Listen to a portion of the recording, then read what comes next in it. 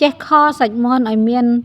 រសជាតិឈ្ងុយឆ្ងាញ់ហើយពណ៌សម្បុរវាស្រស់ស្អាតអត់បងប្អូនអញ្ចឹងយើងមកមើល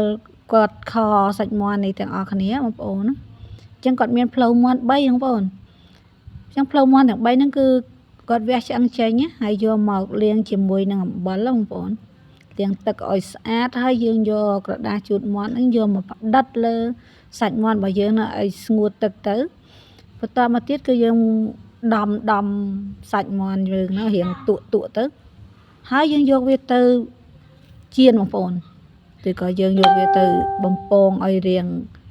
ឡើងពណ៌ក្រហមតិចមកបន្តមកទៀតយើងចាប់ផ្ដើមយកម្នាស់ហើយនឹងមើមខ្ទឹមក្រហមយើងយកមកលីងវាបន្តិចបងប្អូនយើងលីងវារៀងឈ្ងុយណា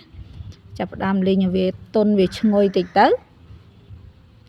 ហើយយើងចាប់ផ្ដើមយកសាច់មាន់ដែលយើងចៀនហ្នឹងយកមកដាក់ពីលើហើយយើងចាក់គ្រឿងទេសចូលមកបងប្អូនបន្ទាប់ពីចាក់គ្រឿងទេសចូលយើងចាក់ទឹកបន្តិចមកទុកវាឲ្យពុះទៅបងប្អូននេះមើលឡើងពណ៌មកក្រហមស្អាតណាស់បងប្អូនអើយណែចុងក្រោយគឺយើងរោយល្ងតិចមក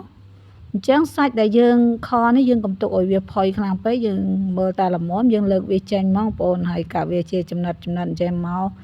រសជាតិវាដឹងតែឆ្ងាញ់តែម្ដងបងប្អូនអើយវ៉ាវ